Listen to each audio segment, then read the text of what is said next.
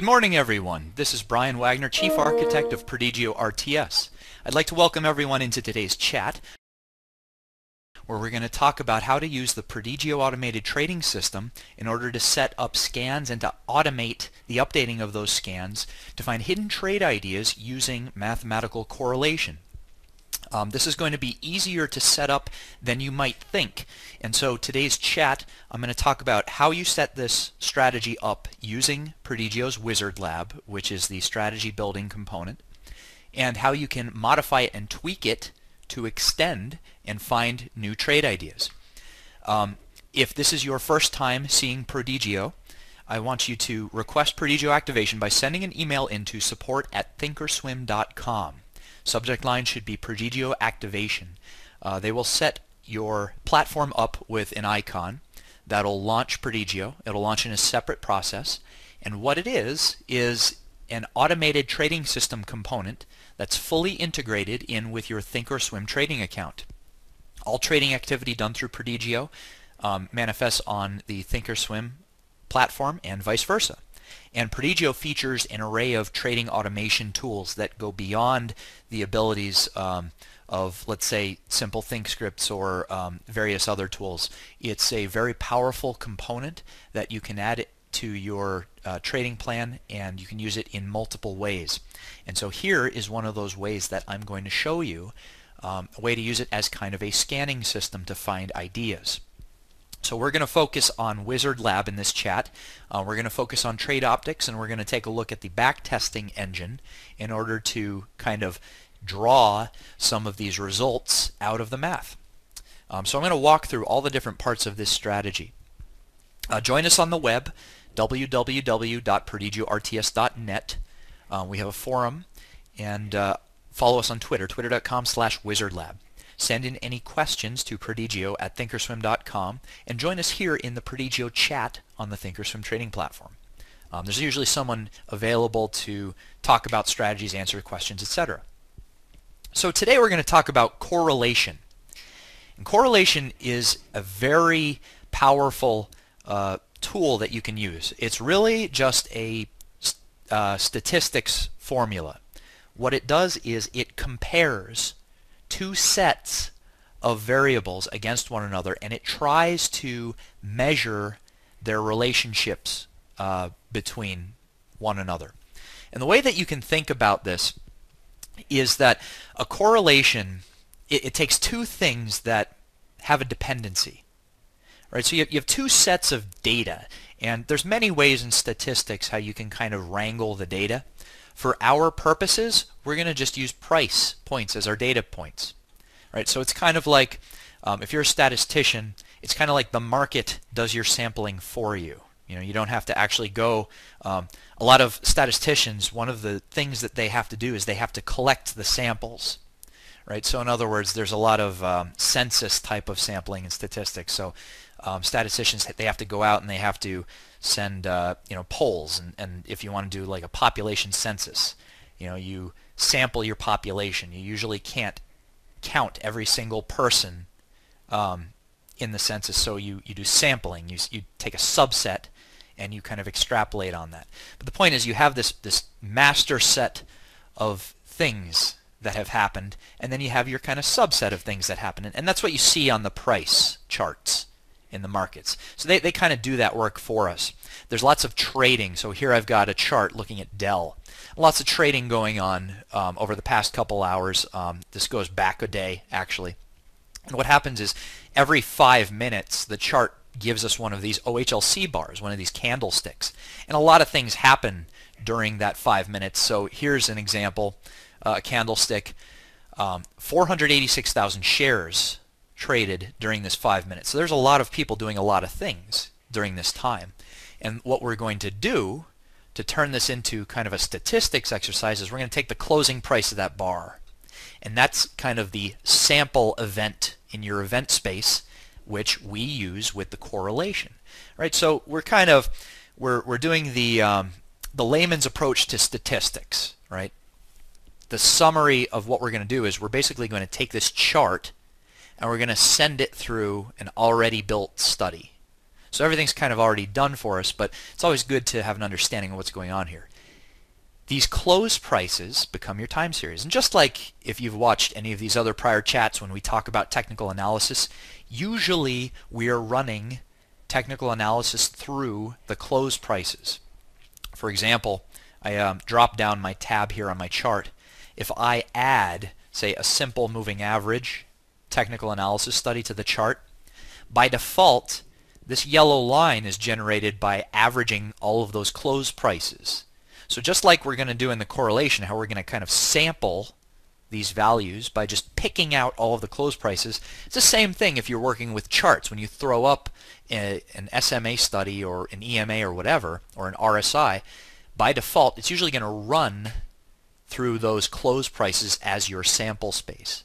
You can change this, of course, and on every single charting package you can go into, for example, on Prodigio, in the study properties, I can say apply to close. I can change this, and you can usually change this on any charting package. You can change it on the Prodigio study properties. You can also change it using Wizard Lab adapters. But I don't have to use the close. I can pick the high, the open, etc. We're just going to start by using the defaults, and we're going to talk about how this relates to correlation. So the idea behind correlation is that I've got two things. If you want to talk about etymology, word roots, co means kind of two. It at least means more than one, but we're going to use it in the sense that it means two. And there's different other kinds of correlations that you can do, but we're really just going to focus on the one that works on two independent time series, two independent data spaces, data sets, and event spaces. And the way that it works is it really runs through the data and it compares every single point against the point on the opposing data set.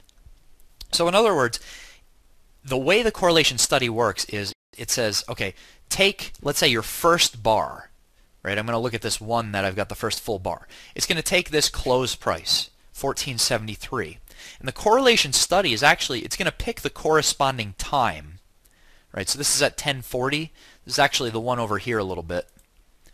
It's going to take that corresponding value, which is totally different, right? That's 1189.9, right? So it's going to take something that's like 14, and it's going to compare it against something that's in the thousands.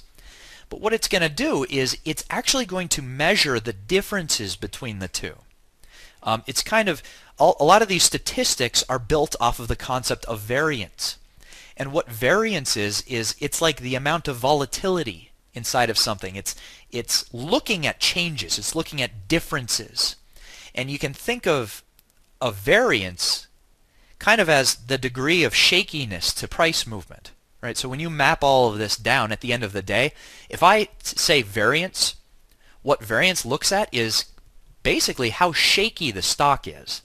And if you drill down into the formulas, it's really just looking at subtractions, at differences. So it's taking one thing minus another, and it's seeing how big that subtraction is. And that's going to fluctuate, right? Subtractions, if I look at enough subtractions, they're just going to fluctuate. So one of the ways I can look at subtraction is by delta, right? What's delta, right? Well, it's take this close price, subtract it from the previous close price, right? Take this close price, subtract it. If you put that on a chart, that actually becomes an oscillator. And I think I have one in here. I forget what it's called. Change, right? If I look at change, change is actually an oscillator, which you see how this price range is a little tight on my chart, so I can actually pull this down just to show you really quick here. Right? This is the key as to how all of this stuff works. I'm looking at change. And this is actually just going to take a close price and subtract it from the previous one. So see how that's 30 cents? What that means is the close of this bar is 30 cents above the close of the prior bar. So here I've got 1486. This one's going to be about 1450 something. And actually, this one that I'm looking at, let me see if this change has a parameter inside of it. Let's see here. I might actually be looking at the wrong thing. See, I see 1483 here, right? 1486. So that's down by let's see, 1.6 here. So this is not the right study that I'm looking for, but the idea is the same. If I look at the differences between things, what variance does is it kind of averages those differences. So if I look at, say, an ATR, that's another way of trying to measure shakiness, measure volatility. The way that correlation works is instead of doing this analysis on one time series, it's looking at the differences between two different time series. It's going to take this 14 value, subtract it from this 1000 value. And relationships are going to manifest themselves by those differences. And you can measure that. Now, I want to give you the essence of what I'm talking about here. When I look at Dell and I look at SPX, SPX is the Standard & Poor's 500 index, right? So this is just an index. And this is composed of all these different constituents. And one of these, I'm pretty sure Dell is in there. I'm pretty sure Dell is one of its constituents. Well, what happens is when things have a strong relationship with each other, they tend to move in the same direction at the same times. And this happens here on this 5-minute Dell chart. Right? There's 2 points to make. The first is that when the S&P kind of goes down, Dell tends to go down. When the S&P goes up, Dell tends to go up. When it chops sideways, Dell tends to chop sideways. And when the S&P goes down, Dell tends to go down. The reason why that happens is because Dell is actually a part of the S&P 500, and so they have kind of an intrinsic relationship there. And that relationship manifests itself because when one stock goes one way, the other goes along with it, assuming that the relationship is strong enough. And that is the essence of what we're talking about. Correlation measures the degree of that relationship. So if there's a very strong relationship between two independent data sets, that's going to have a very, very high correlation. But if there's no relationship, if it's kind of sporadic and, as the S&P goes down, if a stock goes completely sideways or completely does not respect the other, then they have a very low correlation. And these numbers, when you work with correlation, it's really like a percentage. Right? So correlation values, they actually go from 0 to 1. But it's actually a percentage. The closer it is to 1, the closer it is to 100%. The closer it is to 0, the closer it is to 0%. The thing about correlation is you can have anti-correlations. And one of the examples that I typically look at is, I believe, the energy sectors. This is not the best example, but a lot of times there are anti-correlations with energy versus some of these other securities. And this is just one of those things that kind of happens. But you can actually set up the system to find these relationships. Right? So correlation gives you a number. And that number you can use as your scanning condition. And so the next thing I want to talk about is how we set up the scan. And now we can actually look at results, and this will hopefully kind of tie this back together. And this is exactly what pairs trading uses. It uses correlation, right? Pairs trading uses correlation as a natural hedge, right? And it's very, very interesting because what you're betting on when you do pairs trading is you're actually betting on the divergence to come back, right? So, this is my second point that I forgot to mention. You'll notice that when I was back on Dell, you'll notice that the behavior of the two doesn't match identically, right? And with good reason. They're two different things. Dell is its own company. The S&P is its own index, right? And what happens is, even though there's a relationship there, it doesn't perfectly mirror each other because other things happen in the market, other things happen in the economy, etc. And one of the things that you can do is you can use these discrepancies to your advantage. And that's exactly what pairs trading does. Pairs trading says there's a fundamental relationship and we've gone away from that fundamental relationship. And when you make a pairs trade, you are betting that the relationship will come back, will converge back to what is normal. And so it's very interesting because you're minimizing risk by doing a pairs trade. You can use the same concepts in order to find trade ideas, and we're going to talk about that. But I want to show you how you set this up using Prodigio's Wizard Lab. So if I go over here into the Wizard Lab tab, right, and what I've got here is I'm working on a low resolution, right, so this is a little bit crammed. I can actually pin this. That's going to tuck it off to the side. And that's just going to stay over there for now. And I've kind of maximized my Wizard Lab view here. Wizard Lab is the drag and drop environment that you can use to create trading rules that provide automated signals. There's no script in Prodigio. You build everything by dragging and dropping everything out onto the canvas, and you connect a series of outputs into inputs. So today we're going to look at this kind of correlation scan. And what I've done is I've kind of put together this intraday correlation scan. And the thing that makes this work is something which you don't typically use when you do these basic rules in Wizard Lab. You use this single OHLC. So let me back up for a minute and let me kind of talk about how this flows as data flowing through a system. When you build a Wizard Lab rule, it's really just a system of nodes. They connect to one another, and you end the rule with this ending signal. Right? That's the thing that actually propagates the signal, which gives you a piece of information in trade optics, or can fire an automated trade, etc., or fire a trade in backtest. This is the part of the system that does the signaling. So a signal is either going to make a trade, or it's going to show up in a queue to show you where all of your signals happen. And this rule has a starting point, and that starting point is kind of the source data. And we have a special toolbox over here for source data, and it has different things in here that you can say start with this, and usually you're working with the OHLC study. Wizard Lab is very chart oriented. So in other words, what you should be doing when building a Wizard Lab rule is really building a system from a chart and saying, well, now that I have this chart, I want Wizard Lab to send me signals off of the same thing that I see on the chart. Right, so we're starting with 5-minute OHLC price data. In Wizard Lab, I also want to start with 5-minute OHLC price data. But what's different about this rule is that it also uses this single OHLC. And I want to explain to you the relationship between the OHLC and the single OHLC study. When you create a strategy in Wizard Lab, you're going to be deploying this strategy on a set of symbols. Now this is different than just looking at the chart. Right? When I look at a chart, I specifically say, all right, I want to look at Dell now, I want to look at IBM, I want to look at SPX, etc. I am looking at one of these charts at one time. But when you build a strategy using Wizard Lab, you're actually deploying it across a list of symbols. So it's like you're scanning, say, 100 charts at the same time.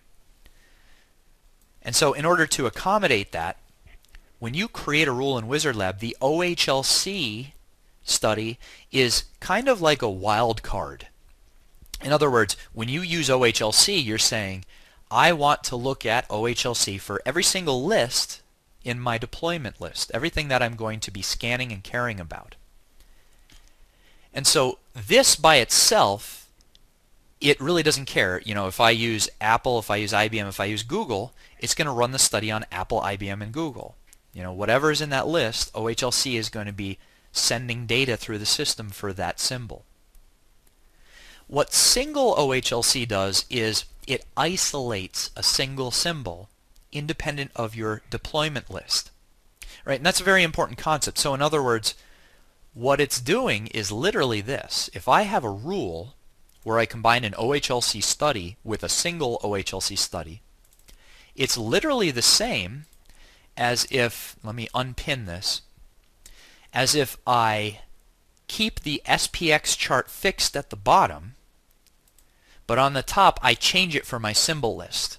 So if I just deployed this against a 3-symbol list, Apple, Dell, and IBM, what this rule is doing is it's keeping SPX the same, but it's going to look at Dell, then it's going to look at IBM, then it's going to look at Apple.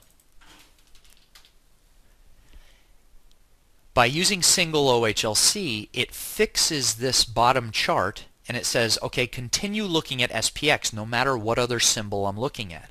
And that's critical to using the correlation study. Let me pin this back. Because by using the correlation study, what this says is I want to get the correlation value, which again, it's a number between, the number goes from -1 to 1. I'm going to talk about the negatives in a little bit. But it's going to compare every single symbol in my list against the individual symbol in this list. And now if you use correlation, you have to have at least one single OHLC study, right? I want to give you a little gotcha. You can't do this. I can't do this, right, to kind of cross-correlate, because what that's going to do is when it sets this study up, it's going to compare apple to apple, literally. Right? There's a pun in there somewhere, but I think it's raining today in Philly, so it's always sunny here. You can't cross-correlate, right? Because that kind of gives you a kind of a combinatorial explosion. So when you build these rules so that you don't kind of fire all these signals and your system goes nuts, you're forced to kind of use a single OHLC. And that actually makes the system a little bit more manageable, believe it or not. So what you need to do is use a single OHLC, and you're saying, I am going to fix one of these symbols, such as the S&P, and I'm going to get the correlation value against the list that I'm deploying against. So that's what that is. Correlation itself is a study that takes two inputs, an input A and an input B. And it doesn't really matter which order you put these in. I can put this in reverse order, and you'd be able to kind of like do it this way.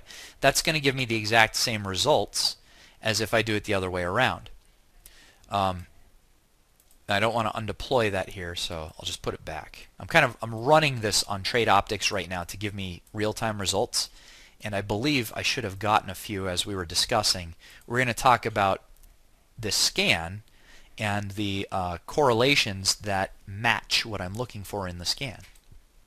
So in Wizard Lab, it's very easy to use. You give it a number of periods, and what the periods does is it just says how many periods should I go back to measure the correlation over.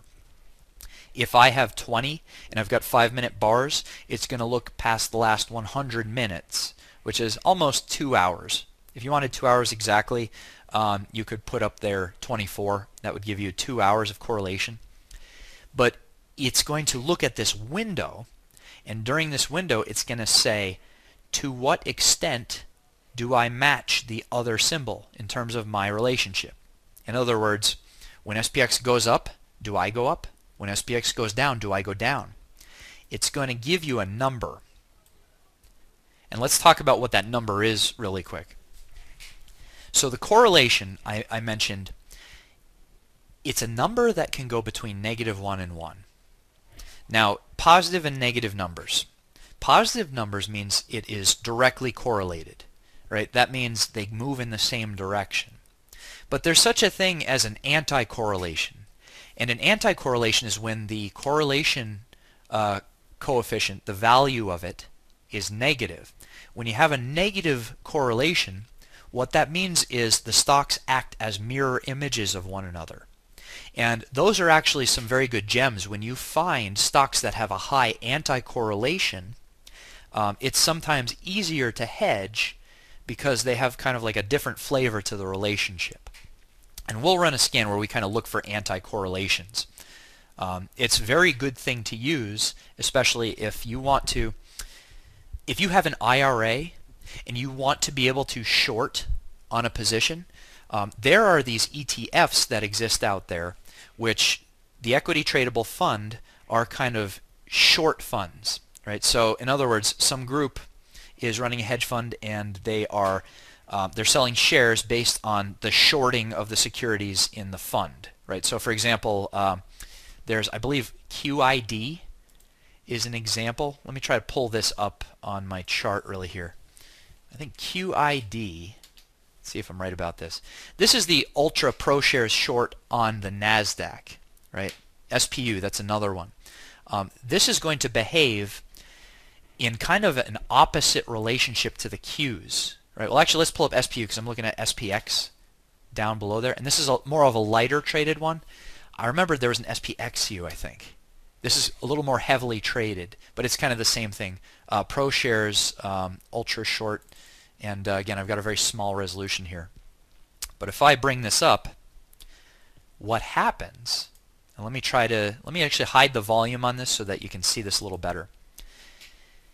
You see how these charts, they kind of look like mirror images of one another. I mean, look at this curve, right? When I dip up, right, it kind of does this U-shape up. Well, it does the opposite over here. It kind of does this U-shape down, right? And then I've got another bump like that. I've got another bump like that. And then it kind of goes up, it goes down. Now here's the most obvious example, the gap down on the index, gap up on the Ultra Shares short. And then whereas the SPX was moving down on the day, the Ultra Shares short was moving up on the day. So these two instruments that I'm looking at, they have an inverse relationship that will have a strong anti-correlation, very negative. It'll be something close to probably negative 80% or something like that. If you want a way to kind of short the S&P, but you have an IRA and you can't short it, you can purchase and invest in the ProShares Ultra Short, and it's like buying has basically the same effect as shorting this stock. So it's very interesting. That will show up in an anti-correlation. So this value ranges between -1 and +1, and it's like a percentage. 0 is right in the middle. 0 means it has no relationship. 1 is like 100%. It's when they're near identical. An example of something that has almost 100%, it's not perfect, but it's almost 100%, it's like 99 plus, is when I look at SPY versus SPX. SPY is the S&P 500 spider sector, which is basically an investment in the S&P index. And if I kind of shrink this a little bit, you have differences because the index, the gap, it kind of opens differently. So here you have the big red bar and here you just have the gap. But these bars are near mirror images of one another. If I look at this kind of almost inverted hammer right here, I see I have an almost inverted hammer here. Then next I have a kind of a thicker red bar. I have a thicker red bar. I have a little green bar. I have a little green bar. But now look at this tiny hammer almost doji. This one's green and this one's red. They're almost mirror images but not perfect. This will have a very strong correlation closer to 1. The SPXU will have a very strong anti-correlation closer to -1. And now let's have some fun and let's use it. So all I need to do in this rule, and let me just zoom out here to show you what that looks like. That's the whole rule in its entirety. It's just saying I'm going to look at correlation over some period of values, and you can completely toggle this if you want it to look over a long time frame or a short time frame. I like to keep it fairly short because the shorter you keep it, the more relevant it is to today's date. Right? So in other words, if you have a very long correlation, say 200 days, right? If you change these periods to dailies, actually this is on a daily because I was playing with it, right? Let me put it back to 5 minutes. If I look at the correlation over 200 days, the fundamental relationships, they could have changed with time, right? I mean, things happen in the economy. Like Apple is a very important tech stock, right? And it seems like this is never going to end. What they've been able to do over there, it seems like it's always going to be married to the technology sectors. But let's say Apple kind of receded a little bit and they kind of I don't know, bumped up dividends, and they kind of weren't as innovative over the next year. Let's suppose that happened. Then the fundamental relationship between Apple and the technology sector would change. The correlation would become less because they would have decided to kind of back off a little bit. Right? Now obviously that's not happening, so the correlation is going to be very high, but these relationships do change with time. By keeping it tighter and giving myself enough sample points, 20 is a good number. Maybe I want 30. I'm just going to keep it at 20 because that's what I'm running right now. The shorter it is, the more current it is. The bigger it is, the more sample points you have. So you want some good trade-off, and maybe that number is between 20 and 30. I use a logical operator in order to compare two numerical values. And this is something important about building rules. These little icons, they tell you what kind of values the operator needs to work on. So for example, correlation produces a numerical output. Greater than or equal to, this GTE study, which you can pull from Prodigio's logical operators over here.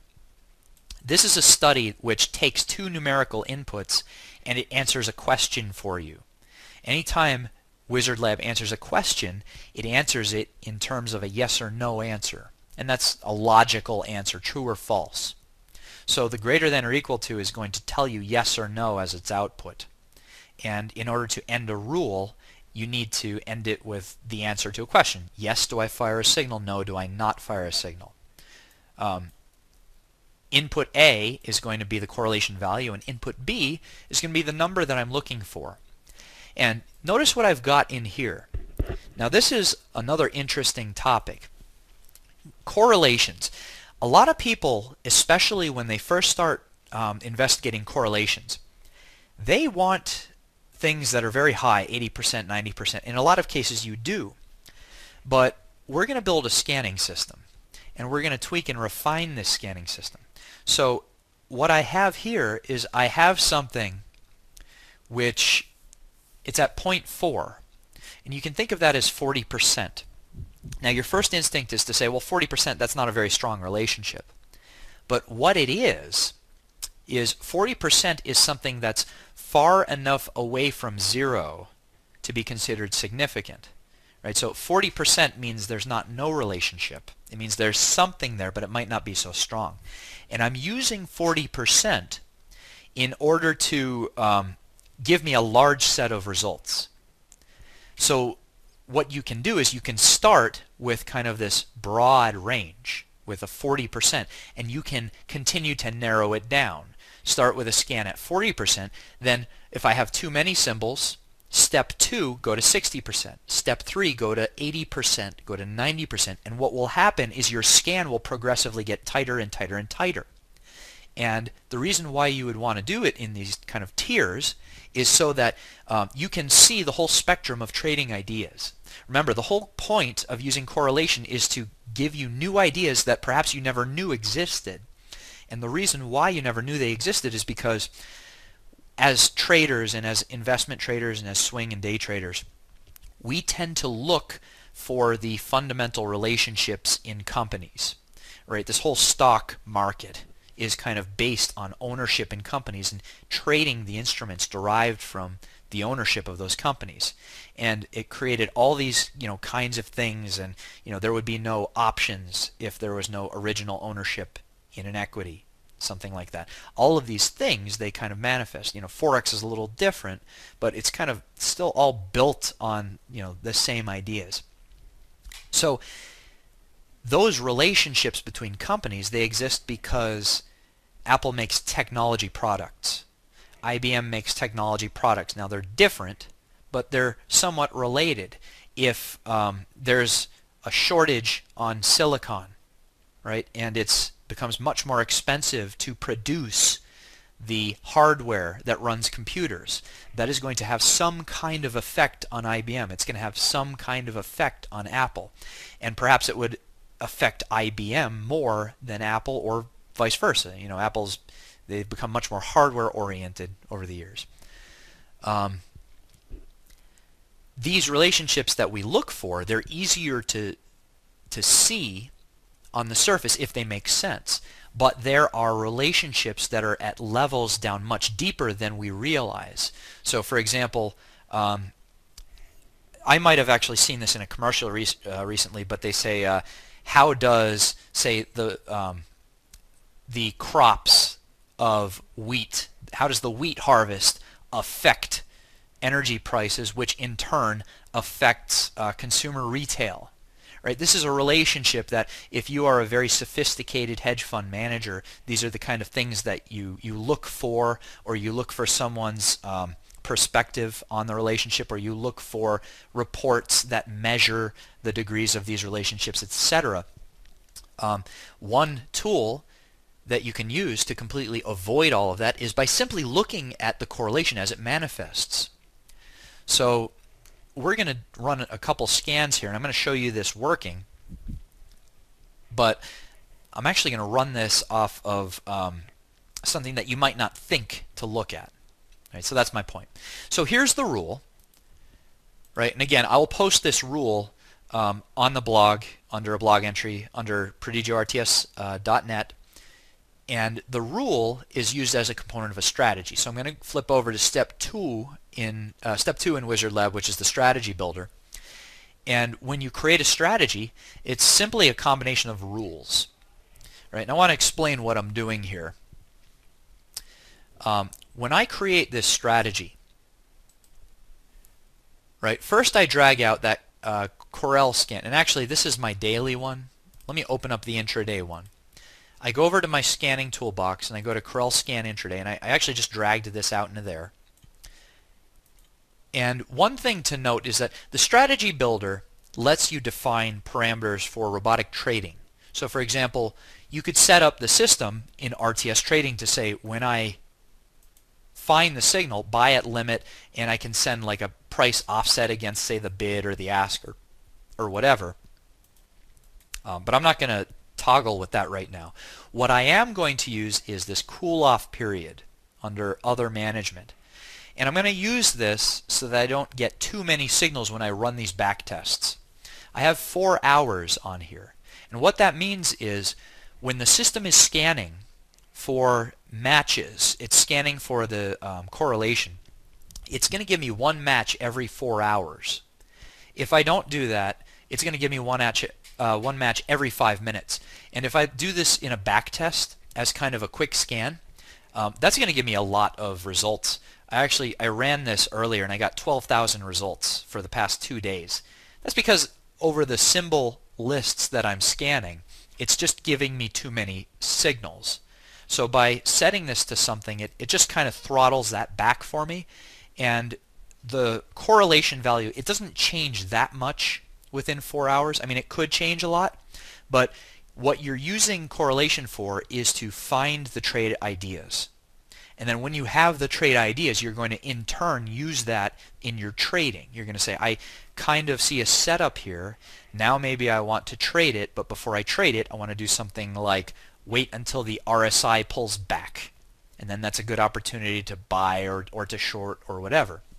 So I'm going to use 4 hours here in my other management. Another thing that I'm going to do, just to make sure that I get all the signals, is in management in close position. Now this is the part of the strategy which says, once I'm in position, how do I close the position? That's going to be important for running a back test because I really want to get out right away. I want to get it out of the position in backtest right away because I'm really only using it as a scan. And so in management I've got these order rules, and what I did was I dragged out a stop and a target. And in order to do this, all you have to do is just drag this out and set the order type to target here. I have a stop and a target because these complement each other. If the price goes down, the stop's going to trigger at 0 cents from the open. If the price goes up, the target's going to trigger at 0 cents from the open. So by putting these in here, this just makes sure I get all of my signals. I saved this, and I called this Corel Scan Intraday, and I had run a back test. So when I run a back test here, I'm going to use this as kind of a scanning system. I want to set this to raw mode back test, right? Because again, I don't care about the trading here, I just care about the scan. The difference between raw mode and simulated portfolio is that raw mode will give me all of the signals independent of trading.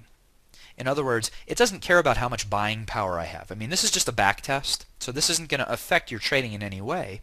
And because I want to use it as a scan, I don't want to limit myself off of some arbitrary buying power amount.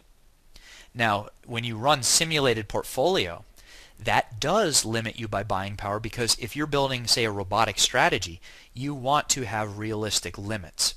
If you have $100,000 of buying power, you don't want the backtest to trade more than that $100,000. That's the difference between the two. But because I'm using it as just a scan, I will use raw mode backtest. I can pick a symbol list, and I was kind of playing around here, but I'll just use the S&P 100 here. And I'll run this over the past 2 days, and this is going to give me 397 results. And what I should do here, because I'm limited on resolution, I really don't care about the trading side, so I'm going to right click, I'm going to hide that. And we know that, yeah, open quantity, it's a raw mode backtest. We know that that's going to be 100 shares, and we know it's going to close out 100 shares. So I'm just going to kind of remove these. We don't really care about profit and loss because, again, this is just a scanning system. So I'm kind of hiding these out there. The prices and the times are kind of convenient to have. Well, I don't even care about the prices. And I know that close time is going to be the same as the open time. So now I've got a very simple result set here. And what it's doing is it's saying all of these symbols have a correlation over this amount of time with the S&P 500 greater than 40%, and it's a lot of symbols, right? So when I click on one of these charts, when I compare QCOM to the S&P, it should be in the ballpark, right? So let me undock this here, and I have to get these intervals to line up the same way, right? So they have to be during the same amount of time, right? So let's see, it was giving me these signals, and this was on 11/21, 9:35. So let me scroll back here. Let me find 11/21 open, which is right here. And that's actually not so bad, 9:30 to 10 o'clock. What's happening is Qualcomm is mimicking the behavior of the S&P 500 enough that it warrants a greater than 40% correlation. And I'm looking at this relationship. This is probably going to be greater than 40%. So this relationship is a very strong one. And what that tells me is, okay, Qualcomm is related to the S&P 500. So if I am looking, if I know today is a down day, and I'm looking for stocks to short, Qualcomm is another stock to consider shorting or rearranging in my portfolio. And what I can do is I can tell myself, I know in the S&P 500, I know I have some bearish momentum. So I know I'm kind of biasing my trading that if I short stocks that are contained within the S&P 500 or are not in the S&P 500 but have a strong relationship, I know that kind of the winds are flowing through at my back. The winds are at my back. And so I can assess Qualcomm independently of S&P 500 and decide if this is a short opportunity or not. Right now, you see what happens here. Qualcomm actually picks up a little bit of momentum, and see how it's kind of stepping up? There's definitely some kind of support going on right here. And this might not be a good opportunity, but I can filter through my list of results, go into my Wizard Lab backtest, and I can pick off the next one, PG. Right, PG, well, this is also kind of going sideways. Okay, so I don't like that one so much. You know, Microsoft. Actually, I like that one. You know, because when I see this, I see that the support isn't really holding that much. There's a little bit of resistance, and maybe there was some shorting opportunities around here on Microsoft. I'm using this to scan and find something that has the winds at my back. Right? Now let's turn this up a notch. I had about 400 results. Right? Now, of course, it traded it multiple times because I scanned over the last 2 days. I can actually tighten that up, and that's going to give me less results. But let's make the relationship stronger. And that's actually going to trim my result set even more. So I mentioned before I wanted to start loose at 40%. If I go back to my rule builder, I can change this to 60% or 0.6. Now I have this deployed in Trade Optics. Right? When I save this, this is going to undeploy my strategy, and I'll have to redeploy it again. So I want to, well, why not? Let's actually change this now. I'm going to save, and it says, hey, I'm going to undeploy this. I'm going to say, okay, I know. I was running this under Trade Optics. As the correlations match, it's going to populate my Trade Optics queue from the top to the bottom, so I can kind of get real-time ideas. You know, here is Qualcomm again. It shows right up at the top of my list. I want to deploy that one more time. Right, so just check it off and make sure that now it's scanning for 60% correlations, or 0.6 rather. If I go back into my wizard lab and I run my backtest, now I cut the day in half, so that would be 200 results. I run this again, and so I'm going to go from 200. Now actually these have stronger relationships, right? So it didn't filter out that many. So I can go again. 60% wasn't enough.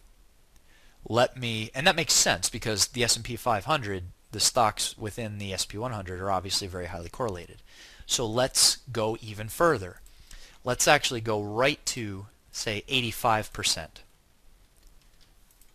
Right, I want to step cautiously, redeploy to trade optics. I want to step cautiously because there's going to come a point where you're going to stop getting results because very few symbols have kind of that 100% correlation.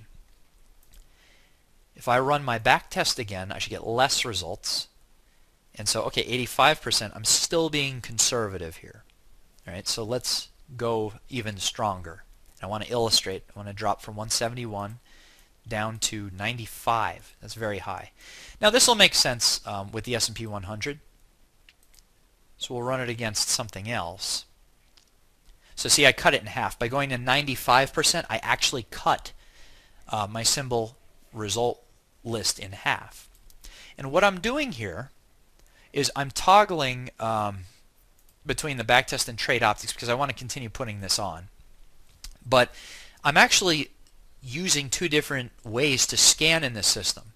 Number one, I'm using backtest in order to kind of find and scan a fixed list of symbols. Right? I'm sorting it by the symbol list. This gives me a very good set of things that I can look at to find these relationships. And remember how I was looking at Qualcomm and I said that that relationship is very strong. Well, that's actually got a greater than 95% correlation. And that does look like it's very strong. But even then, it's not perfect. See, it's not identical. I can go back to Wizard Lab and I can look at other things and find similar relationships. It gives me the list of things that have that relationship. Now let's quickly run it on something that's not the S&P 100. I can run it against, before I was looking at the NASDAQ, and I can run that. And see, I'm going to get slightly less symbols. There's a little bit of overlap, but I'm actually kind of comparing two different indexes to find things that are fundamentally related. You can make your own symbol list, right? You can build in the symbol list editor here. You can create your own list, and you can populate this with all kinds of different instruments.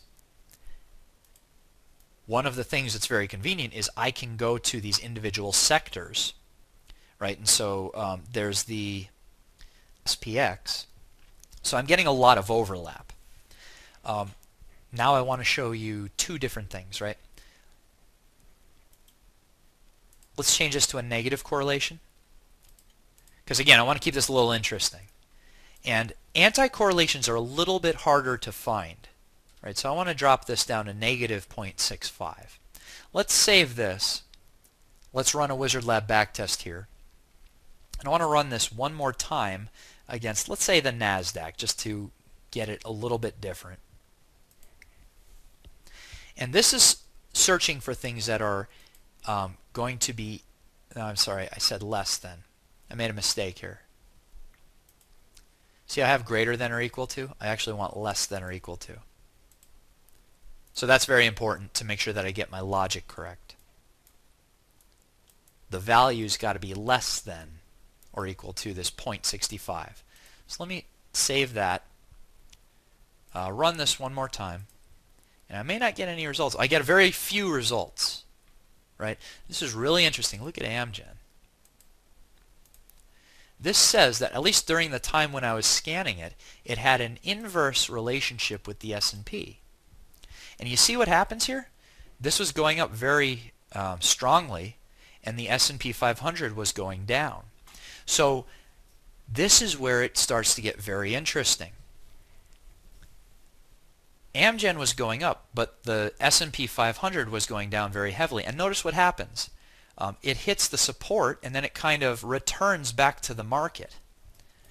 If you were looking for shorting opportunities, these were some prime shorting opportunities. Because even if you didn't hit this apex, It's always extremely difficult to pick the highs and to pick the lows. And so, in my opinion, I think you should give that up. I don't think you can really pick the highs and pick the lows. And even if you're looking for kind of these intrinsic support and resistance like Elliott wave, I don't think it's possible to hit those perfectly every time. However, imagine if I went short here, or even here. If I went short here, right, and as long as I've got a reasonable stop, if I'm short at 55.50, even if I have a 25-cent stop, which is still kind of tight, I'd be really in the money right now. That would be 50 cents per share in the money if I had gone short even up here. Right? And you had plenty of time, plenty of opportunity to have done that. Even if you had gone short here, you would still be 20 cents in the money. And the reason why you would be profitable is because Amgen had an anti-correlation with the S&P 500 at this time. However, its correlation over the longer time frame was strong enough that it reverts back to the natural state. And so I hope I'm giving you guys some ideas that you can use the correlation to A, measure the short term, and B, measure the longer term. And just like in a pairs trade where you're relying on the long-term correlation, what will happen when they diverge is actually the correlation becomes less. And if it becomes anti-correlated, you're actually in a very interesting opportunity. Because when I look at Amgen, I could bet and I could say, well, I bet that this stock is just going to totally ignore the market and it's just going to keep going up and up and up. Right, so what could I do? Well, I could read some news about Amgen, find out what's going on. Maybe Amgen just got a new patent and they discovered this amazing new thing, and it's just going to be all the rage, and it's going to just blow everything away that's come before it. If that's the case, then you probably don't want to short against that positive news. But if it's business as usual and they just had some good earnings, etc., I might want to bet that it's going to come back to the market, just like you do in a pairs trade. And so if you use the system of scans and filters and your own intelligence, you can really find some opportunities here. Right? So I promise you I'm going to make it more interesting. Right? So here's how you use the anti-correlations. Right? So here's GILD. This has some interesting relationships. See how it goes up when the S&P 500 goes down? But again, these symbols, because they're in the NASDAQ, they still have some fundamental relationships. This upswing kind of died down. And it died down because the general market disagrees. You're looking at how the relationships affect one another. And you get some very interesting ideas. Here's Netflix. During this time when I got the signal, anti-correlated. Right? Now this is not a perfect relationship. This is kind of a weak relationship.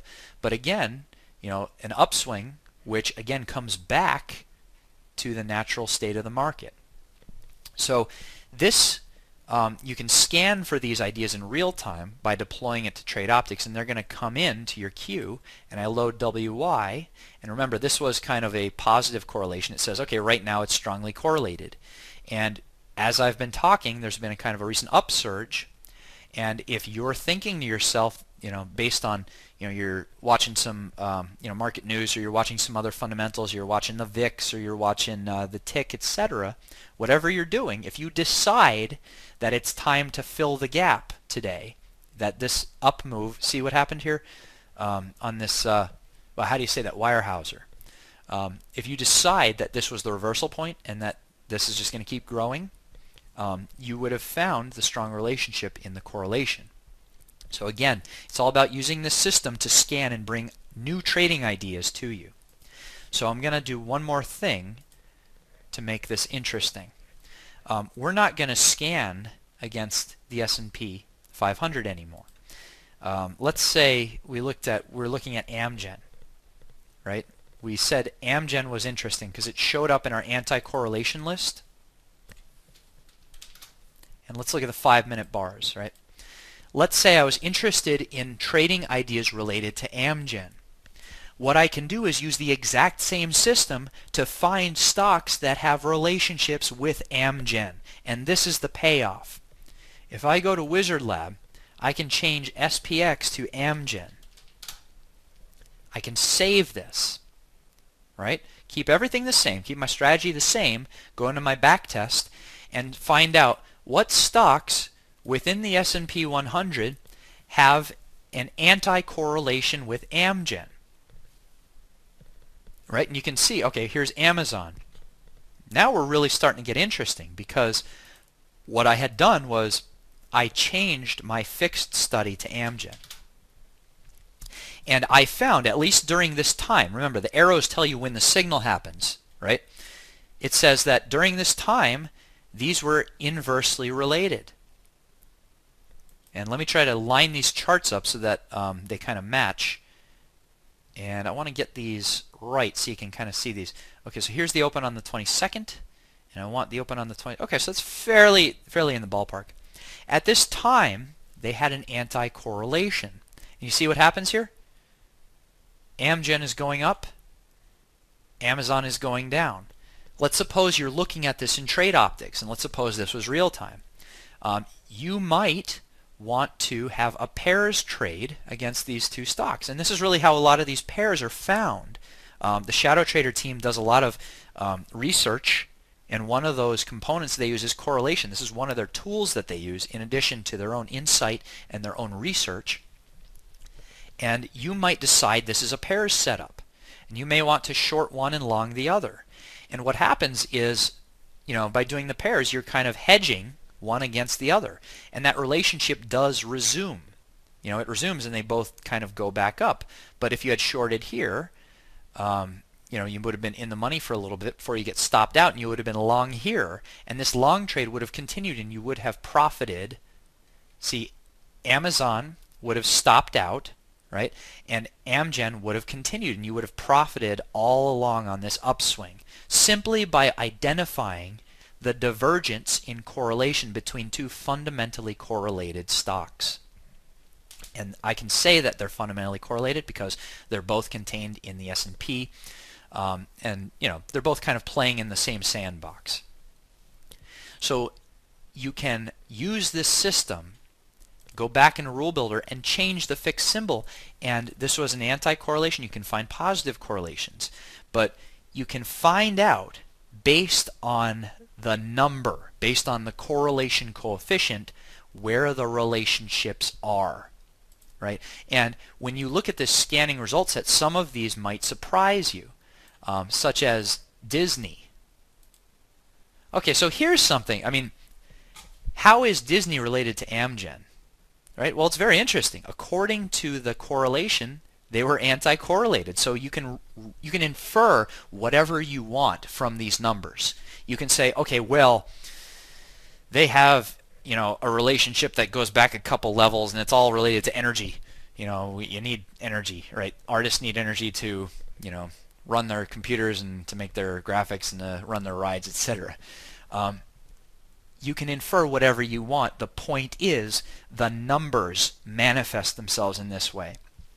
And because you're trading, all you care about at the end of the day is profits and losses, right? And you want to make money in your investments.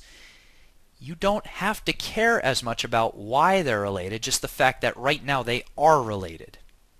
And I'm not saying you should totally ignore your instincts, which you should rely on your instincts and your own intellect, but this may present new thoughts and ideas that you may not have considered. And so I was hoping to find something like this. I would probably never associate Disney with Amgen. And maybe that's my own limited knowledge, and I could be missing something here. But these things you can find. And hopefully what this is a very simple system that you can use starting today. I'll post this up on the blog, and you can just start toying with this. And remember, correlation and anti-correlation. Let me shrink this here. Right now this is set up to be anti-correlated. Anti-correlations might be more interesting than correlations, but you want to just toggle these as you will between -1 and 1. And this is a scanning system, which hopefully starts to give you some ideas. And with that said, I'm going to conclude today's chat by saying use the Wizard Lab backtest in raw mode, use the trade optics, and hopefully this can provide more opportunity beyond some of the things that some of the brilliant things you already do in your own trading. I hope this helps, and don't underestimate these statistics because they can be very powerful. That said, I'm going to conclude by saying thank you all for joining me today. My name is Brian Wagner. I'm the Chief Architect of Prodigio RTS. Join us here every Wednesday, 11 o'clock Central, 12 o'clock Eastern, for the Prodigio chat. We'll have to decide. We don't know what we're going to talk about next week, but we're going to keep it interesting. I like talking about kind of this math stuff because I kind of have a background in it.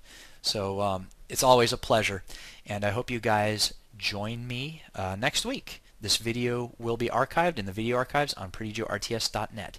And that said, have a great trading week, everyone, and great trading. Take care.